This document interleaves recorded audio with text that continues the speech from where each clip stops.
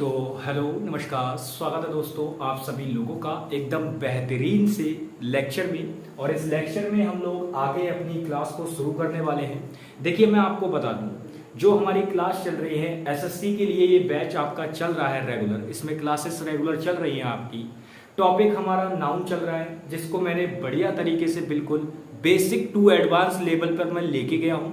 काफ़ी सारी चीज़ें मैंने आपको इसमें बता दी हैं और काफ़ी सारी चीज़ें ऐसी हैं जो मुझे अभी आपको बतानी है। ठीक है ना दोस्त, चलो भाई। तो देखो भाई, जो पिछली क्लास थी हमारी, उसमें हम नाउन के कंपाउंड के बारे में बता रहे थे आपको, लेकिन तब तक थोड़ा डिस्टर्बेंस सा क्रिएट होने लगा था, साउंड्स वगैरह आ रहा था। ठीक है ना, थोड़ा प्रोग्राम था नौमी वगैरह का, तो उस वजह से साउंड्स का थोड़ा इशू आ रहा था, तो इस वजह से हमें क्लास को उस दिन रोकना पड़ा। ठीक है ना, तो आज हम वहीं से चीजों को कंटिन्यू करेंगे। उस दिन मैंने केवल आपको नाउन कंपाउंड की परिभाषा दिखा दी थी, तो मैं आप लोगों को बताने वाला था नाउन, और इसके अंदर मैं आपको क्या बताने वाला था, नाउन का कंपाउंड। क्या बताने वाला था, नाउन का कंपाउंड। अब देखो, कंपाउंड शब्द से आप एक सेकंड के लिए दोस्त, सिर्फ एक सेकंड के लिए आप केमिस्ट्री में चले जाओ। आप कहेंगे सर केमिस्ट्री के लिए यहाँ पे क्यों ला रहे हो, तो मैं बताऊंगा क्यों ला रहा हूं। समझो मेरी बात को, मैं केमिस्ट्री को इसलिए यहां ला रहा हूं क्योंकि यहां पर ये जो कंपाउंड शब्द लिखा हुआ है, आप इसको रिलेट करेंगे किस चीज से, यौगिक से। किस चीज से रिलेट करेंगे, यौगिक से। ठीक है ना दोस्त, तो आपने कार्बन के यौगिक पढ़े होंगे, जिनको आप कहते हैं कार्बनिक कंपाउंड। क्या बोलते हैं, कार्बनिक कंपाउंड, बिल्कुल। तो वहां से आपको पता चलेगा कि इसमें होगा क्या।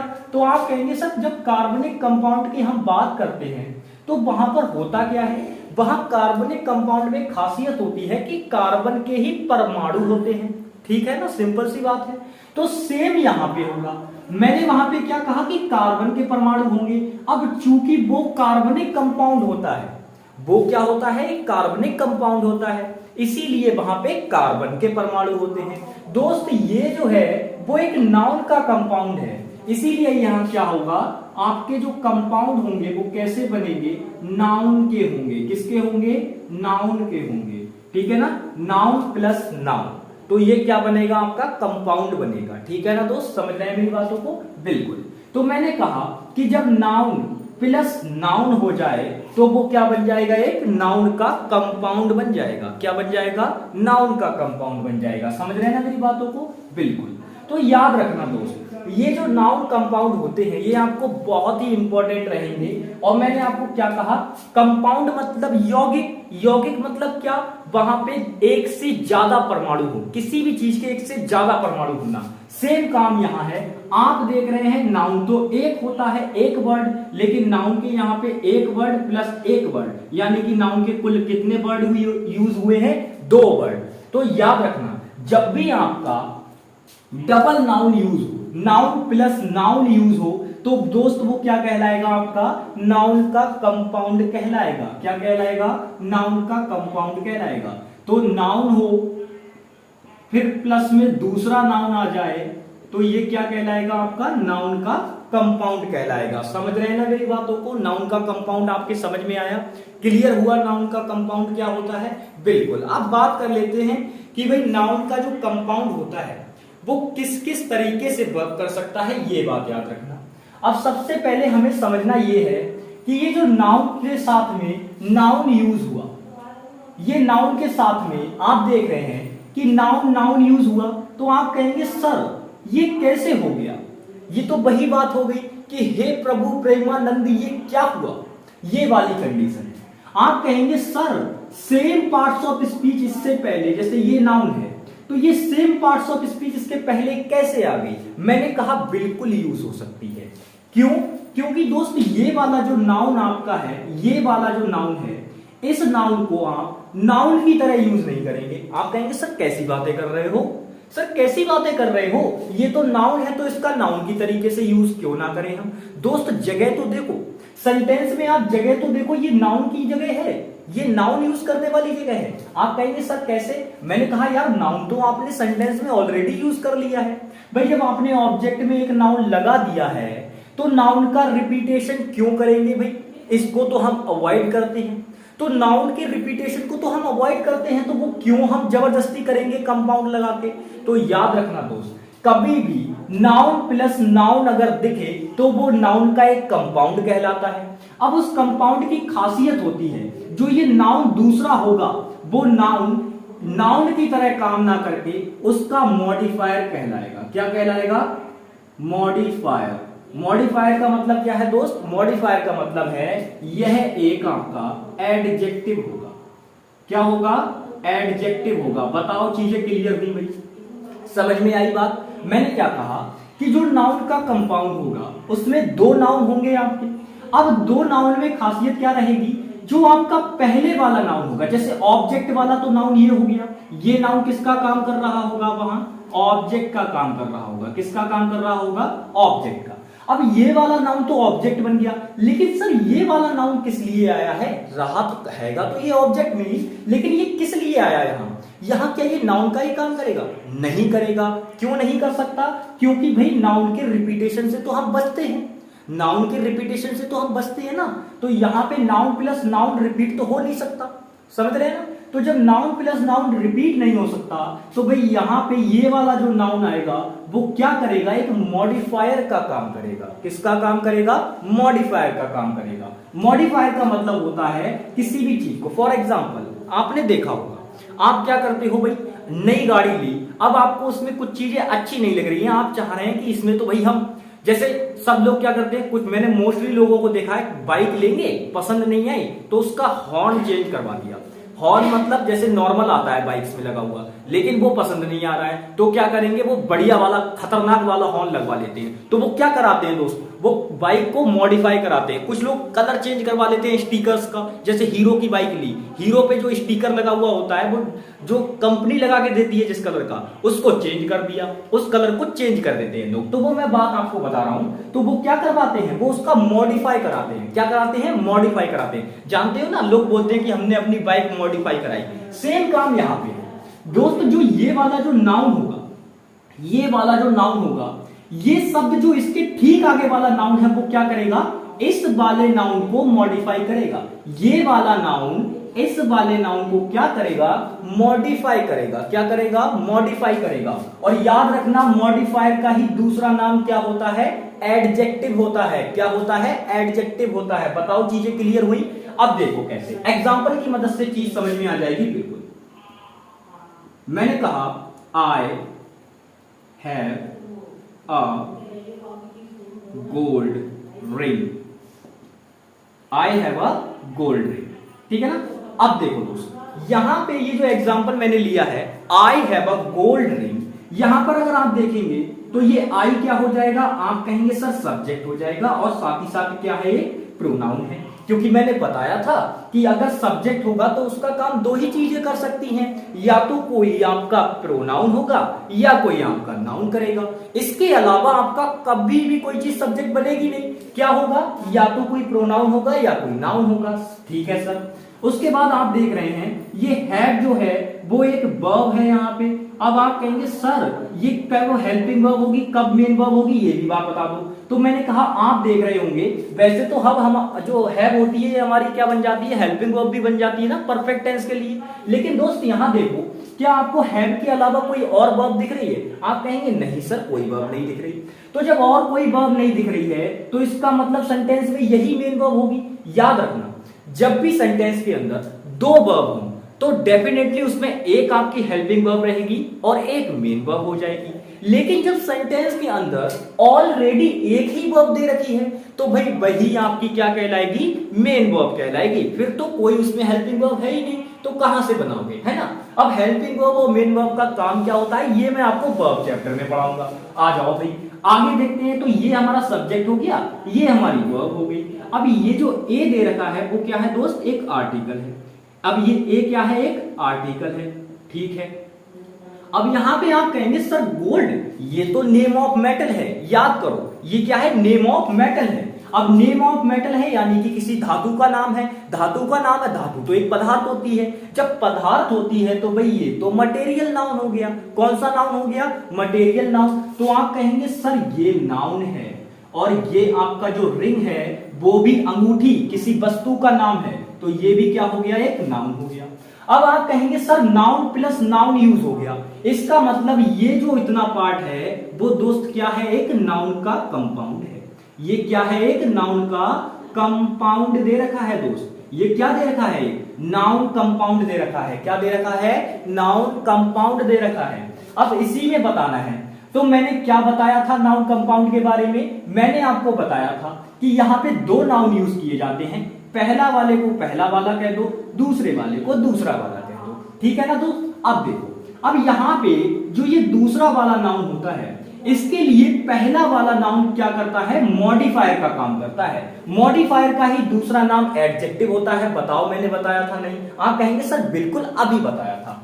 अब उसके बाद मैंने क्या कहा, जब ये वाला नाउन इस वाले नाउन के लिए, यानी पहला वाला नाउन दूसरे वाले नाउन के लिए मॉडिफायर का काम कर रहा है, तो इसका मतलब ये वाला नाउन इसको मॉडिफाई करेगा। बताओ करेगा नहीं करेगा? यानी कि जो ये पहला वाला नाउन है वो इस दूसरे वाले नाउन को क्या करेगा, मॉडिफाई करेगा। यानी कि इसको क्या करेगा, थोड़ा बहुत इसमें डिटेल को ऐड करेगा। जैसे आपने कहा अंगूठी, मैंने क्या कहा, अंगूठी, तो आपने कहा ठीक है सर अंगूठी कोई बात नहीं है। मैंने कहा गोल्ड रिंग, सोने की अंगूठी। अब देखो बात में क्या आ गया, वजन आ गया। मैंने जब अंगूठी कहा आपका ध्यान नहीं आया इस बात पे, लेकिन जैसे ही मैंने कहा सोने की अंगूठी तब आपका ध्यान आ गया। पता है क्यों? क्योंकि भाई अगर अंगूठी की बात कर रहा हूं तो मैंने ये थोड़ी ना कहा कि किसकी अंगूठी है, मैंने तो अंगूठी बोला। अब आपको लग रहा है हो सकता है सर वो प्लास्टिक वाली अंगूठी ले आए हो जो क्रैक्स में निकलती है, वो सोया आता है उसमें निकलती है, तो हो सकता है सर उसके बारे में बात कर रहे हो, तो आप क्या ध्यान देंगे। लेकिन जैसे ही मैंने कहा गोल्ड रिंग तो आपका ध्यान तुरंत गया। क्यों? क्योंकि अब बात थोड़ी वजनीली हो गई। क्यों? क्योंकि अब वो महंगी चीज हो गई, सोने की अंगूठी। भाई सोने की अंगूठी तो महंगी ही होगी, तो इसीलिए आपने देखा कि यहाँ पे दो नाउन हमने यूज किए, एक तो रिंग और एक गोल्ड। अब दो नाउन यूज किए तो वो नाउन का एक कंपाउंड बन गया। लेकिन यहाँ पे आप देखेंगे कि गोल्ड को हम पहला नाउन मान लेते हैं और रिंग को दूसरा नाउन मान लेते हैं। तो आप यहाँ पे क्या देख रहे हैं कि ये दूसरे वाले के लिए मैंने कहा पहला वाला नाउन क्या होगा, मॉडिफायर का काम करेगा। अब ये जो मॉडिफायर का काम कर रहा है इसका मतलब ये वाला क्या करेगा, एक एडजेक्टिव होगा। ये वाला नाउन क्या होगा, एक एडजेक्टिव होगा। क्या होगा, एडजेक्टिव होगा। ठीक है ना दोस्त। अब इसे हम क्या कहेंगे, नाउन फ्रेज भी कहेंगे। ये जो इतना एरिया है ना, आप गोल्ड रिंग, ये पूरा का पूरा क्या कहलाएगा, एक नाउन फ्रेज कहलाएगा। बताओ पढ़ाई है ना इतनी बात। तो मैंने कहा था वर्ब के बाद वाला पूरा पार्ट क्या कहलाता है, ऑब्जेक्ट कहलाता है। देखो यहाँ पे मैं इसको समझाता हूं बढ़िया तरीके से। देखो सारी चीजें क्लियर है ना, इसमें कौन क्या क्या चीज दे रखी है। बिल्कुल। अब देखो मैं इसमें कुछ चीजें समझाता हूँ, क्या क्या समझाना है मुझे बोलिए। देखो मैं इसमें कुछ चीजें आपको और समझाता हूँ बढ़िया तरीके से। बिल्कुल एक एग्जाम्पल को अगर हमने ले लिया तो बढ़िया तरीके से जब तक उसको समझा नहीं देंगे तब तक आगे नहीं बढ़ेंगे, आपको पता है। क्योंकि हमारा प्रण ये है कि हम आपको हर कीमत पे चीजें समझा कर ही मानेंगे। समझ रहे हैं ना? एक बार फिर से लिख लेते हैं इसको। ठीक है, देखो भाई मैंने एग्जाम्पल लिया था, I have a gold ring. ये मैंने एग्जाम्पल लिया था, I have a gold ring. अब आप यहाँ पे देख रहे हैं जैसा कि मैंने यहाँ पे बताया, ये आई क्या था, सब्जेक्ट था और साथ ही साथ एक प्रोनाउन था। आपने कहा जी सर। हैव क्या थी, एक हमारी वर्ब थी, वो भी पजेसिव वर्ब, इसके बारे में भी बताया। ए जो है वो हमारा क्या है, एक आर्टिकल है, ये भी मैंने आपको बताया। गोल्ड मैंने कहा ये यहाँ पे एक नाउन है और ये क्या है, ये भी एक नाउन है। अब दो नाउन है तो ये मिलके क्या बन जाएंगे, कंपाउंड बन जाएंगे। क्या बन जाएंगे दोस्त, नाउन का एक कंपाउंड बन जाएगा। दो नाउन है, आगे बताया ना, यहाँ पे सारी बातें जानते हो ना, बिल्कुल ठीक है। तो मैंने कहा था जब दो नाउन एक साथ आ जाएंगे तो वो क्या कर जाएगा, एक कंपाउंड बन जाएगा।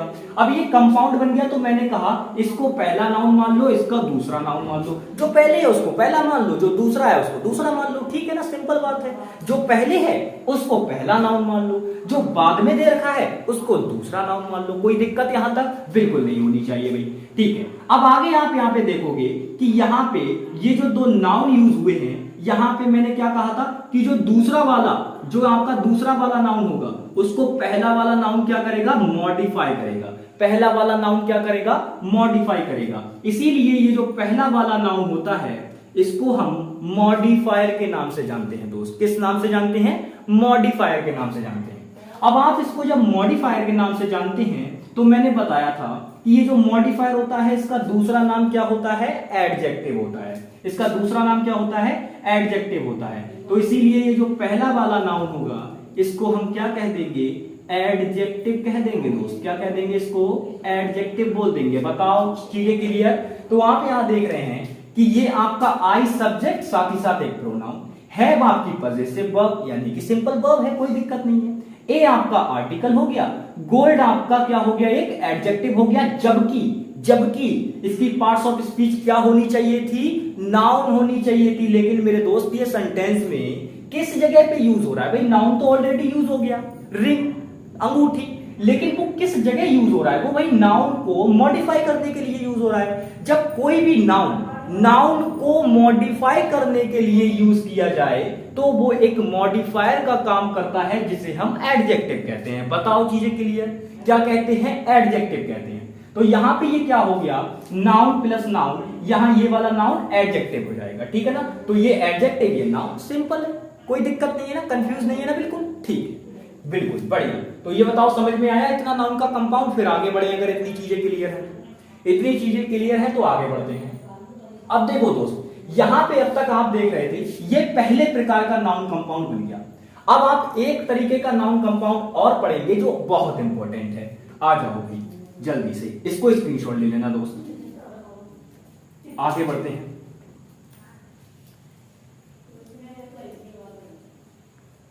अब देखो भाई, अब इसमें हम आगे बढ़ने वाले हैं नाउन कंपाउंड में। अब चीजें देखना किस तरीके से हो, अब आप चीजें देखना, देखो भाई अब इसमें आगे देखना किस तरीके से हो। मैंने कहा अभी हमने पहला पार्ट किस तरीके से पढ़ा कि पहले नाउन था, फिर प्लस, फिर दूसरा नाउन था, ये कंपाउंड था। अब यहां क्या कंपाउंड बनेगा, अब कंपाउंड ये बनेगा कि पहले एक नाउन होगा, फिर एक प्रेपो होगी यानी कि प्रेपोजिशन होगा, फिर आपका एक और नाउन होगा। यानी कि कोई बदलाव नहीं है इसमें, बस एक छोटू सा चेंज है और इसको नंबर 2 कंपाउंड नाम दे देंगे। इसमें छोटा सा एक चेंज है, आप देख रहे होंगे और आपने आइडेंटिफाई भी कर लिया होगा।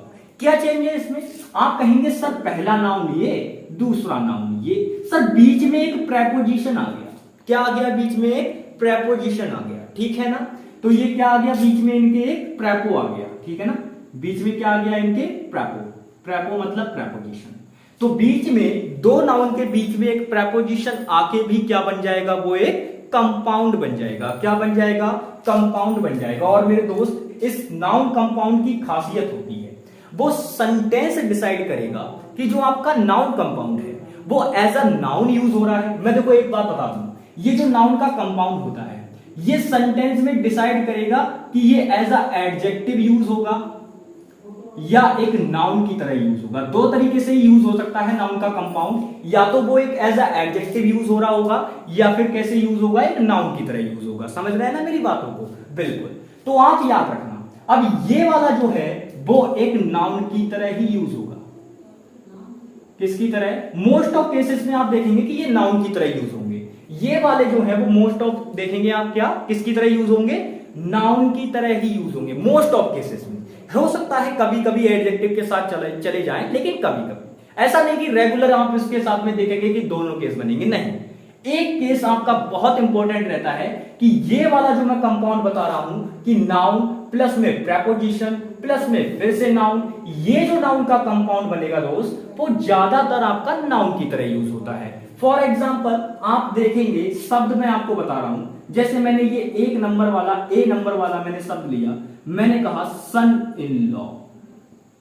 क्या कहा मैंने, सन इन लॉ। अब मुझे बताओ ये सन इन लॉ जो शब्द मैंने लिखा, क्या इसको आप एज अ एडजेक्टिव यूज कर सकते हो? आप कहेंगे सर एज अ एडजेक्टिव क्या ये यूज हो सकता है? हाँ बिल्कुल हो सकता है, एक जगह पे। कब? जैसे मैंने कहा this is my son in law's house. लेकिन दोस्त घर की खासियत क्या है, जो आपका घर है उसकी खासियत क्या है कि वो सन इन लॉज, आपके दामाद का घर है। घर की क्या खासियत हो रही है कि वो आपके दामाद का घर है। तो भाई हो सकता है लेकिन एक केस में, लेकिन उस तरीके से कभी बनता नहीं है। आपका एसएससी कभी क्वेश्चन बनाता नहीं है उस तरीके से। तो इसीलिए आपको एसएससी में ही नहीं, मैंने अभी तक के एग्जाम्स में उस तरीके का क्वेश्चन देखा नहीं है भाई। तो उस तरीके का बना नहीं है, तो उस तरीके से हमें जाना भी नहीं है, क्योंकि अगर समझने के लिए ज्यादा ही अंदर घुसेंगे तो भाई कुछ हाथ नहीं लगेगा, केवल रेत हाथ में आएगी। तो आप जितना समझा रहे हैं उतना समझो। हमने कहा कि नाउन प्रेपो प्लस नाउन, यानी कि नाउन प्लस में प्रेपोजिशन प्लस में फिर से नाउन, ये वाला जो कंपाउंड होता है वो मोस्ट ऑफ केसेस में एक नाउन की तरह यूज होगा दोस्त। अब कैसे होगा, जैसे आपने देखा ये सन इन लॉ, यानी कि आप देख रहे हैं इसको अगर हम देखें तो ये सन आपका पहला नाउन हो गया। आपने कहा जी सर, मैंने कहा ये इन क्या हो गया आपका, आप कहेंगे सर प्रेपो हो गई, क्या हो गई, प्रेपोजिशन हो गया। मैंने कहा ठीक है।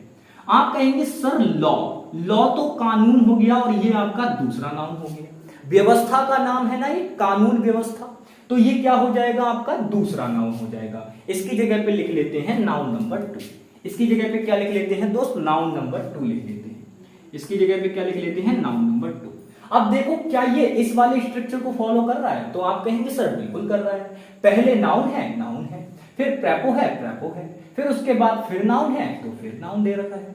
इसका मतलब हमारे ये स्ट्रक्चर को फॉलो कर रहा है। जब ये स्ट्रक्चर को फॉलो कर रहा है तो आप कहेंगे सर ये तो एक नाउन कंपाउंड है, ये जो दिया है वो क्या है, एक नाउन का कंपाउंड दिया है। बताओ भाई, चीजें क्लियर है, क्या दिया है ये नाउन का कंपाउंड दे रखा है। आप कहेंगे सर बिल्कुल। तो जब ये नाउन का कंपाउंड दे रखा है, जब ये एक नाउन का कंपाउंड दे रखा है, तो मैंने कहा इसको मोस्ट ऑफ केसेस में हम किसकी तरह यूज करेंगे, नाउन की तरह यूज करेंगे। मोस्ट ऑफ केसेस में इसको किसकी तरह यूज करेंगे, नाउन की तरह यूज करेंगे। अब देखो इसका एक बात और याद रखना, ये जो प्रेपोजिशन वाले जो आपके कंपाउंड बनते हैं इनका दोस्त फिक्स मीनिंग होता है।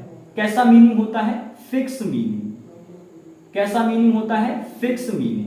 आप इसका मीनिंग फिक्स होता है। जैसे मैंने कहा सन इन लॉ, तो इसको हिंदी में हम क्या कहेंगे दोस्त, दामाद कहेंगे। क्या कहेंगे, दामाद। ठीक है ना, सन इन लॉ को हम क्या कहेंगे, दामाद कहेंगे। चीजें क्लियर हैं, बिल्कुल। आप कहेंगे सर इसका फिक्स मीनिंग तो दामाद है, निकल गया, ठीक है। अब अगला मीनिंग सर देखो, अगर इसका देखो आप एक्चुअल मीनिंग अगर आप ढूंढना चाहो, हम इसका एक्चुअल मीनिंग बताते हैं आपको। देखो कितना भयंकर इसका एक्चुअल मीनिंग बनी। इसका मीनिंग, एक्चुअल मीनिंग देखो। सन का मीनिंग आप जानते हो, आप कहेंगे सर कैसी छोटी छोटी बातें कर रहे हो, बेटा होता है, सब जानते हैं, ठीक है। तो आपने कहा बेटा। इन प्रेपोजिशन का अगर बेसिक मीनिंग देखोगे तो क्या होता है, में, तो सन में, ठीक है। आपने कहा लॉ, तो लॉ सन में कानून या कानून में सन, तो आप कहेंगे सर कानून में सन पढ़ के देखो चाहे सन में कानून पढ़ के देखो, चीजें तो दोनों इलॉजिकल हैं। कहने का मतलब मैंने कहा कानून में बेटा, कानून में बेटा, तो भाई कानून में बेटा, क्या सर कैसी बातें कर रहे हो, ये तो अजीब ही इलॉजिकल चीज है। कानून में बेटा कैसे हो जाएगा भाई, गलत बात है ना, नहीं हो सकता। अब मैंने कहा बेटे में कानून, ये भी कोई बात नहीं बन रही है। तो इसके एक्चुअल मीनिंग पे हम नहीं जा सकते। क्यों, क्योंकि इसका एक्चुअल मीनिंग जो निकलेगा वो बहुत ही इलॉजिकल होगा मेरे दोस्त। कैसा होगा, बहुत ही इलॉजिकल होगा। तो इसीलिए हमें इसके एक्चुअल मीनिंग पे नहीं जाना है, हमें उसके केवल किस मीनिंग को देखना है, जो मीनिंग एकदम फिक्स हमें बता रखा है, केवल उसी मीनिंग पे जाएंगे। फॉर एग्जाम्पल आपने देखा होगा, मैंने कहा डॉटर इन लॉ, तो डॉटर इन लॉ का मतलब क्या होता है दोस्त, बहू होता है। क्या होता है, बहू। ऐसे ही आपने देखा होगा, आपने क्या देखा होगा, ये तो बहू के लिए हो गया। मान लो सास के लिए है, तो सास के लिए क्या कहेंगे, मदर इन लॉ। क्या कहेंगे, मदर इन लॉ। तो वो सब क्या है दोस्त, नाउन के कंपाउंड हैं, और वो मोस्ट ऑफ केसेस में आप देखेंगे कि इसी तरीके से बनेंगे। जो प्रेपोजिशन वाले कंपाउंड होते हैं वो ज्यादातर रिलेशन को ही शो करने के लिए बनाए जाते हैं। आपको अगर मैं इसका पूरा मतलब बता दूं कि ये दामाद कैसे हुआ, इसका मतलब दामाद कैसे हुआ ये बताता हूं कि इसका फिक्स मीनिंग यही क्यों बना। जैसे मैंने कहा सन इन लॉ, इसका मतलब पता है क्या है, कानून के आधार पर, कानून के आधार पर बेटा, यानी कि जो ऐसा बेटा जो आपका कानूनी तौर पर बेटा है, कानूनी तौर पर वो आपका बेटा बना है, आपका खून का रिश्ता नहीं है उससे, बस कानूनी तौर पर रिश्ता है बेटे का, वो क्या कहलाता है, दामाद कहलाता है। फॉर एग्जाम्पल आपकी घर में दीदी वगैरह हैं जिनकी शादी हो रखी है, तो आपने देखा होगा उनकी शादी हुई है, तो उनके जो हस्बैंड होंगे, उनके जो हस्बैंड होंगे, उनसे आपके पिताजी क्या कहते हैं, आपकी माताजी क्या कहती हैं, बेटा बुलाती होंगी। क्या बुलाती होंगी? बेटा बुलाती होंगी या दामाद बुलाती होंगी। तो जो वो बेटा शब्द यूज कर रही है वो क्यों कर रही हैं? क्योंकि उनको भी ये नाउन का कंपाउंड पता है दोस्त, उनको भी ये कंपाउंड पता है, इसीलिए वो यूज करती हैं। तो बताओ ये कंपाउंड आपको समझ में आया दोस्त? कंपाउंड आपको ये समझ में आया? सन इन लॉ, बताओ जल्दी से देख के बताओ भाई, कंपाउंड समझ में आया ये आपको? चीजें क्लियर होनी चाहिए भाई बिल्कुल। इसमें एक चीज और बतानी है मुझे, एक चीज आपको दिख रही होगी, वो चीज मैं बताऊंगा अभी आपको, ठीक है ना? बिल्कुल बिल्कुल बिल्कुल आपको बताएंगे अभी इसकी इंफॉर्मेशन किस तरीके से है, क्या चीजें हैं और बातें भी बतानी है अभी इसमें हमें, ठीक है? चलिए चलिए भाई, चलिए देखिए भाई, देखो इसमें आप लोग देख रहे होंगे कि अगर मैं इसको थोड़ा सा मिटा के दोबारा से लिखूं तो मैं आपको इसमें बताऊंगा कि इसमें और क्या चीजें हैं और इसमें किस तरीके से होगा। देखो दोस्त, यहां पर मैंने लिखा था सन इन और लॉ, कुछ ये लिखा था मैंने, आपने कहा जी सर यही लिखा था। अब देखो इसमें आप देख रहे होगे कि ये दो ऐसे करके ये डैश टाइप के लग रखे हैं। आप कहेंगे जी सर दिख रहा है और ये हमें कंफ्यूज कर रहा है, सर ये क्यों लगाते हैं, इसका रीजन क्या है, क्यों लगाया सर यहाँ पे? तो मैं बता दूं दोस्त, ये इसको हम कहते हैं हाइफन। क्या बोलते हैं इसको? हाइफन बोलते हैं। क्या बोलते हैं इसको? हाइफन बोलते हैं। और ये जो हाइफन होता है इसका यूज हम किस लिए करते हैं वो भी लगे हाथ देख लो। इसको करते हैं यूज टू अवॉइड कंफ्यूजन। किस लिए यूज करते हैं इसको दोस्त? कंफ्यूजन को अवॉइड करने के लिए। फॉर एग्जांपल, अगर मैं इस सन इन लॉ वर्ड को, ये जो सन इन लॉ वर्ड देखा है ना दोस्त, अगर इसको मैं इस तरीके से लिख दूं सन इन लॉ, बताओ आपको समझ में आ रहा है कुछ? सन इन लॉ लिखा हुआ है ये, लेकिन फिर भी आप कहेंगे सर चीजें समझ में नहीं आ रही है। इसमें लिखा हुआ लग रहा है मुझे सोनेलिल्ला। क्या लिखा हुआ दिख रहा है? सोनेलिल्ला, सोनिला, सोनिल्ला, सोनिल्ला। क्या मीनिंग निकल रहा है? अजीब सा लग रहा है। तो यहां पे अगर हम देखें तो जब हम हाइफन हमने नहीं लगाया तो यहां हमें कंफ्यूजन हो रही है, हम इसको ठीक से पढ़ तक नहीं पा रहे हैं, कहां का तो इसका मीनिंग निकालना रह गया, हम इसको ठीक से पढ़ भी नहीं पा रहे हैं। और दोस्त जब हम इसको ठीक से पढ़ ही नहीं पाएंगे तो इसका मीनिंग कैसे बता पाएंगे बताओ? चाहे भले ही इसका एक्चुअल मीनिंग नहीं निकलता, फिक्स मीनिंग होता है, लेकिन फिक्स मीनिंग पता करने के लिए, फिक्स मीनिंग का भी पता होने के लिए हमें उसको पता भी तो चलना चाहिए कि वो वर्ड क्या लिख रखा है। अब अगर हम कंफ्यूजन क्रिएट करेंगे उसमें तो हमें पता ही नहीं चलेगा कि वो वर्ड क्या लिख रखा है। तो यही तो मैं आपको समझा रहा हूं। असल में ये जो हाइफन होता है, ये जो आपका डैश टाइप का, इसको हम इसलिए यूज करते हैं ताकि जो हमें कंफ्यूजन होती है वर्ड्स को देखने में, वर्ड्स को आइडेंटिफाई करने में कि वो वर्ड्स क्या लिख रखे हैं, उस कंफ्यूजन को ये क्या कर देता है? खत्म कर देता है। तो बताओ ये आपको हाइफन का यूज समझ में आया? ठीक है। अब एक बात मैं और आपको बता दूं, आप देख रहे होंगे कि यहां पे अगर आप देखें कि ये जो सन है, मैंने कहा ठीक है, आपने कहा लॉ है, मैंने कहा ठीक है, यानी कि यहां पे दो नाउन है एक प्रैपो। अगर मैं आपसे लगे हाथ ये पूछ लूं कि इसमें ये कौन सी फ्रेज है, कौन सी फ्रेज है बताओ, ये मेरा क्वेश्चन है, बताओ कौन सी फ्रेज है, जल्दी से बताओ सोच कर। चलो तो आप कहेंगे सर ये फ्रेज तो हमें समझ नहीं आ रही है। अब आप कहेंगे सर ये फ्रेज हमें समझ नहीं आ रही है, क्यों समझ नहीं आ रही है उसका रीजन समझो। आप कहेंगे सर यहां पे दो दो नाउन है।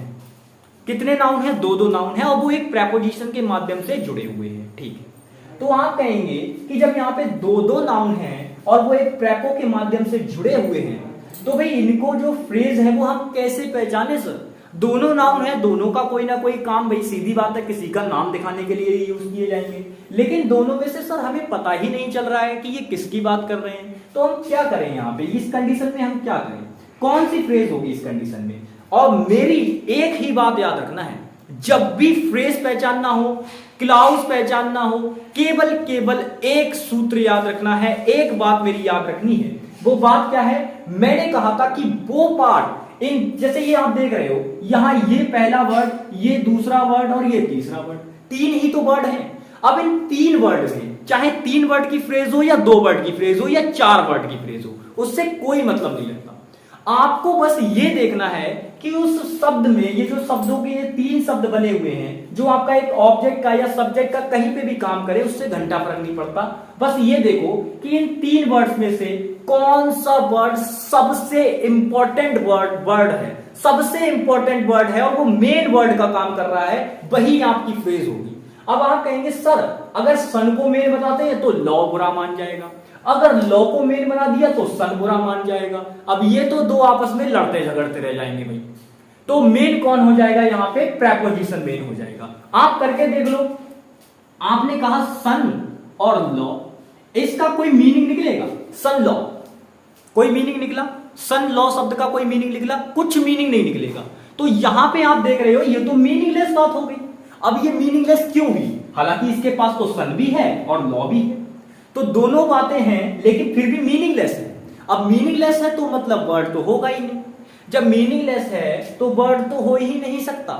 अब जब ये मीनिंगलेस हो रहा है तो ये मीनिंगलेस किसके कारण हो रहा है? आप कहेंगे सर एक छोटी सी चीज मिसिंग थी यहां, अगर प्रेपोजिशन होता तो ये एक वर्ड बन जाता जिसका फिर फिक्स मीनिंग हो जाता और वो क्या हो जाता? दामाद हो जाता। क्योंकि सर सन लॉ तो दिया हुआ था, अगर इन सन और लॉ के बीच में हम इन प्रेपोजिशन लगा देते तो हमारा एक बढ़िया सा नाउन का कंपाउंड बन जाता और सर उसका मीनिंग हो जाता दामाद। मैंने कहा बिल्कुल सही जा रहे हो, यही तो मैं समझा रहा था। तो हम अगर देखें तो ना तो ये सन इंपॉर्टेंट बन सकता है ना ये लॉ इंपॉर्टेंट बन सकता है, जबकि दोनों के दोनों क्या है? नाउन है, फिर भी इंपॉर्टेंट नहीं बन रहे हैं। यहां इंपॉर्टेंस किसकी है? इस इन प्रेपोजिशन की है। किसकी है? इन प्रेपोजिशन की। तो जब प्रेपोजिशन की इंपॉर्टेंस है तो बताओ कौन सी फ्रेज होगी? आप कहेंगे सर इन प्रेपोजिशन की इंपॉर्टेंस है तो ये तो प्रेपोजिशनल फ्रेज होगी ना। फिर कौन सी होगी? Prepositional phrase. कौन सी होगी? Prepositional phrase. ठीक है ना, प्रेपोजिशनल फ्रेज होगी। आप प्रेपोजिशन फ्रेज लिख लोगे तब भी कोई फर्क नहीं पड़ता। ठीक है ना दोस्तों, बिल्कुल। तो बताओ चीजें क्लियर हुई? देखो एक ही चीज में आपने कितनी सारी सीख ली। आपने नाउन सीखा, फिर नाउन का कंपाउंड मैं आपको बता रहा था जिसमें मैंने 2 प्रकार के कंपाउंड आपको बता दिए। एक तो प्रेपोजिशन वाला कंपाउंड, एक आपको मैंने बता दिया नॉर्मल कंपाउंड था जो कि नाउन प्लस नाउन का था।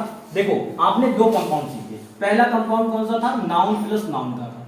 किसका था दोस्त? नाउन प्लस नाउन का था।